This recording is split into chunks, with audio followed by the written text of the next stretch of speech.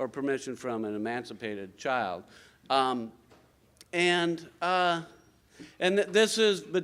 This applies to schools that are receiving federal funds, so it really is basically everybody, I think. Karen, Dr. Ephraim? I just wanted to clarify, because we've had a big problem and talked to the Department of Education.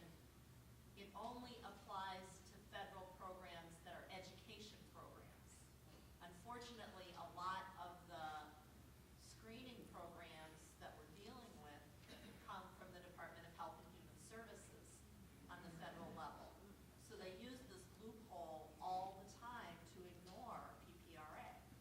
Well, but the other part of it is, and Teresa Rhodes, is she here? She was here last night. Is that it's really not any different. Parents have rights with respect to their kids. And go ahead. I was going to ask you, how can we get a copy of the rights in parents' hands all over America? Well, I think that's a great idea.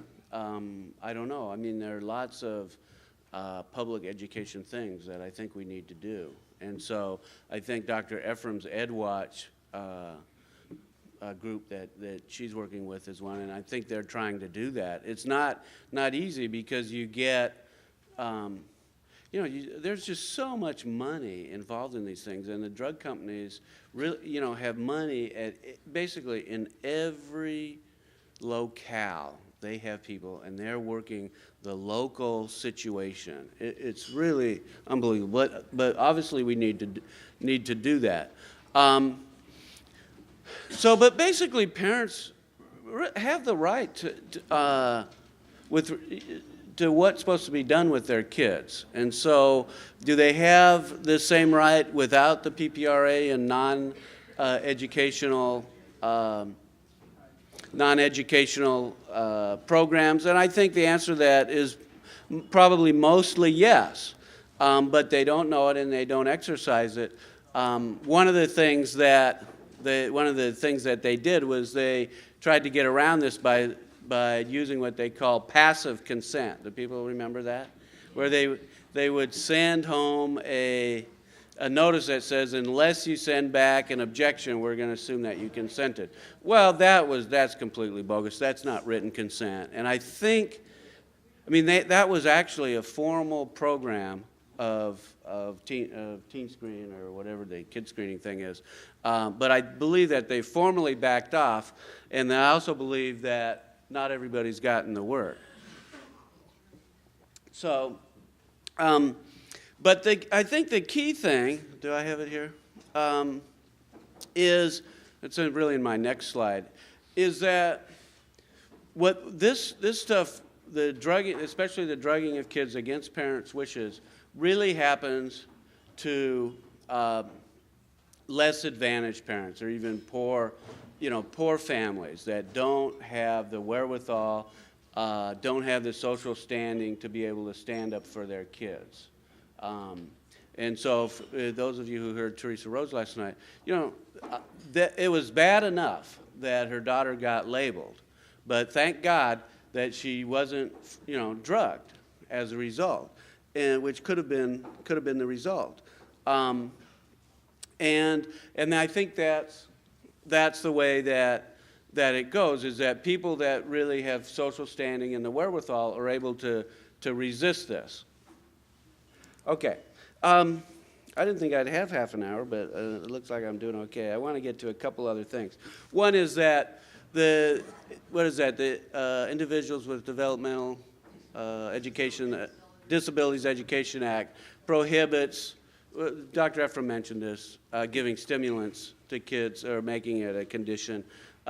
Some states have local statutes, too, that are even better than that. Alaska's one. It's ignored largely. Okay, so what's the authority of the state to drug kids in state custody? Well, it varies by state. In some states, the protective services can just do it on their own. They don't need parental consent, which seems pretty amazing in the foster care situation. In other states, they need parental consent. For example, but in Oregon, if they object, then they go get court approval. In Massachusetts, for example, they always need court approval. This information is a little dated. It may be a little bit different now with these states, but I think that's kind of the possibilities. Okay, I already talked about that. So let's talk just a little bit about, do the kids have rights? As a principal, the older the kids get, kind of the more rights they have. One of the things that they can have the right is what's called a guardian ad litem. Do people know what that means? Yeah. It's basically someone who's appointed to kind of stand in the stead of everybody else and just make recommendations, look at the situation, make recommendations to the court based on what the child needs are. The problem... Guardian ad litem, which means a guardian during the litigation. Okay, so it's just during the litigation. That's what ad litem means. Okay, my problem with that is the guardian ad litems are all tend to be parts of the system, and they're not going to really do a good job.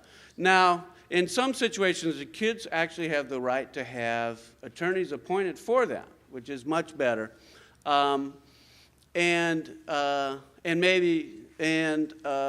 Older kids actually have some rights to refuse themselves.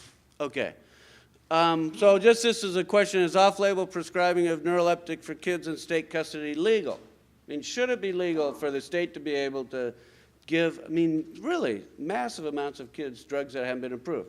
It shouldn't be. I think it probably is legal. So what should be done? I mean, really, the public should be in an uproar. People need to know that non-drug approaches work. People need good representation. So that's kind of like my triangle from the beginning. In terms of legal issues, I mean, I have to give Dominic credit for this when we were driving back from last year's conference. He was talking about this idea of basically having some kind of lawyers network or some kind of prepaid legal services type of deal, or something where people that can't afford lawyers can get lawyers. And I don't know how to pull that off, but that would be hugely beneficial, obviously. One of the things that happens is that, and I find this in the adult world, is that people don't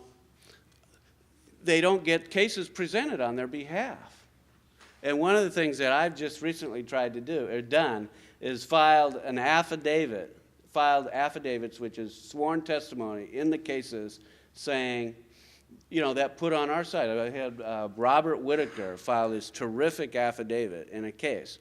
And that's in the case. And then I had Ron Bassman file one about alternatives. And so that's in the case. And one of the things in terms of strategic litigation is you're going to win on appeal. And so the judges are reading stuff from transcripts, and actually written testimony is better for that, because it's just presented in the way exactly that you want it. And then expert witnesses. And I think that this organization has the opportunity for both of those. Okay. And I think I'm just about done, except I want to mention some good books. One is The ADHD Fraud by Dr. Bauman. It's a terrific book. It really goes into all the evidence of this. I think his anger shows through in the book. The other one is, there are a couple books by Dr. Stein. I couldn't find a copy of the one for kids. This is Stop Medicating, Start Parenting for Teenagers, and he's got one for younger kids too. Weren't these bestsellers? These were really good sellers, weren't they? But I think, that's something that practical things that people can use. And then some this one, have people heard about this book, A Fight to Be by Ron Bassman? It's really a terrific book. And I think it really will help some people get some insight into older kids and when they get into real psychological problems, because he goes back what was happening to him. It's just an excellent book. I think they might have it for sale out there. And this is a brand new book. I actually have a chapter in it. I think mine is not nearly as good as all of the others. I've started reading it, gotten fairly far. It's an absolutely astounding book, and it really has got a lot of people, users or ex-users, psychiatric survivor perspectives on things, and I recommend all these books to you. I'd hope to have some time for some questions, but I think I'm out of time, so.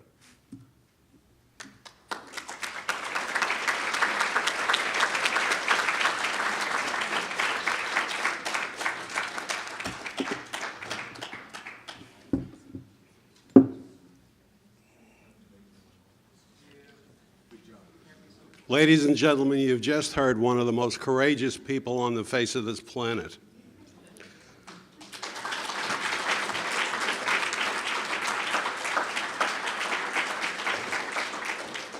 Very quickly, to answer your original question, there's an opt-out form for parents.